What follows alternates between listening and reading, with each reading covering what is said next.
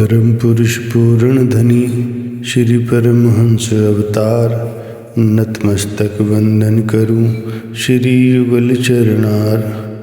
करुणा के अवतार हो प्रेम भक्ति आगार, श्रद्धा पूर्ण मम वंदना करो प्रभु स्वीकार। प्रगट भय कलिकाल में सुनकर आर्त पुकार, नाम भक्ति का दान दे किया अमित उपकार। छोड़ो अनामी लोक को किया धरा पर वास, जो भी आया शरण में काटी यम की फांस। दासन दास को ठौर दे किया बहुत उपकार, बिगड़ी मोरी संवार दी कृपा दृष्टि धार। बोलो जयकारा बोल मेरे श्री गुरु महाराज की जय। मेरे प्यारे गुरुमुखों, संत परशुराम जी के श्री वचन हैं। अष्ट जाम रट नाम, दाम तेरा कहा लागे। सहज तेरे भव सिंध, राम रुचि अंतर जागे। दूर हो दुख द्वंद, धंध धोखा मिट जावे। उपजे सुख संतोष, मोक्ष मार्ग शुद्ध पावे। मनुष्य देह अवसर दुर्लभ, बार बार नाहिन मिले।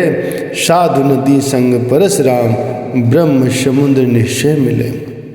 फरमाते हैं मनुष्य, आठों याम प्रभु के नाम का सुमिरन कर, इसमें तेरा दाम ही क्या लगता है। नाम का निरंतर सुमिरन करने से जब अंतर में प्रभु प्रेम जागेगा तो तू सहज में ही भवसागर से तर जाएगा। नाम का सुमिरन करने से माया का सब झंझट और धोखा मिट जाएगा। जब धोखा मिट जाएगा तब सब दुख भी तेरे दूर हो जाएंगे। मन में संतोष की उत्पत्ति होगी, जिससे जीवन सुख में बन जाएगा। नाम का निरंतर सुमिरन करने से मोक्ष के मार्ग का ज्ञान हो जाएगा। नाम सुमिरन के लिए ये मानुष देह एक दुर्लभ अवसर है। ये अवसर बार बार नहीं मिलता। संत परशुराम जी कथन करते हैं कि संतों महापुरुषों रूपी नदी के साथ मिल जा, फिर तू ब्रह्म रूपी समुद्र में निश्चय ही जा मिलेगा। सभी संत महापुरुष नाम का सुमिरन करने पर जोर देते हैं, क्योंकि यही सच्ची और सार वस्तु है जो जीव के साथ जाने वाली है, जैसा कि महापुरुषों का फरमान है। साथ न चाले बिन भजन, बिखिया सगली छार।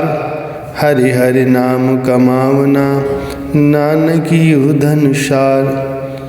महापुरुष श्री गुरु अर्जुन देव जी महाराज जी का फरमान है कि प्रभु के भजन सुमिरन के बिना संसार से जाते समय दूसरी कोई वस्तु मनुष्य के साथ नहीं जाती। भजन सुमिरन के अतिरिक्त बाकी सब कुछ राख के समान है। इसीलिए प्रभु नाम की कमाई करो, क्योंकि यही सच्चा और सार धन है। और इस नाम की कमाई करने में पल्ले से कुछ भी खर्च नहीं करना पड़ता। अपितु ये तो बिना दाम के मिलने वाली वस्तु है। संसार की सब वस्तुएं दाम खर्च करने पर मिलती हैं, और फिर वही वस्तुएं मनुष्य के लिए दुख और बंधन का कारण बनती हैं। और जबकि नाम का सौदा बिना दाम के मिलता है। और फिर सबसे बड़ी बात यह है कि ये मनुष्य को भव सागर से पार कर देने वाला है। अब मनुष्य स्वयं ही अपने मन में विचार करे कि नाम के साथ चित्त लगाने में और माया के पदार्थों में चित्त अटकाने में कितना महान अंतर है। माया के पदार्थों में चित्त अटकाने से मनुष्य को सदैव दुख अशांति मिलती है, और जबकि नाम का स्मरण करने से सदैव सुख और आनंद मिलता है।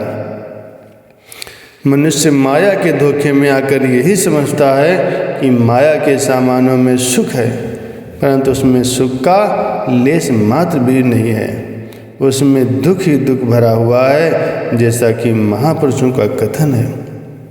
ये फल मीठे जहर भरे हैं, सुख थोड़ा और विपत्ति घनेरी। जब मनुष्य नाम की कमाई करता है तो माया का ये सब धोखा मिट जाता है।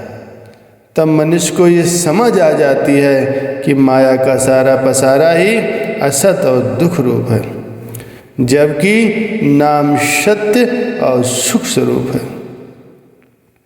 इसमें संदेह नहीं है कि प्रारंभ में नाम सिमरण में मन नहीं लगता, परंतु जैसे जैसे मनुष्य इसका अभ्यास करता है नाम में मन लगने लगता है, जिसका स्वाभाविक परिणाम ये होता है कि हृदय में परमात्मा का प्रेम उत्पन्न होने लगता है।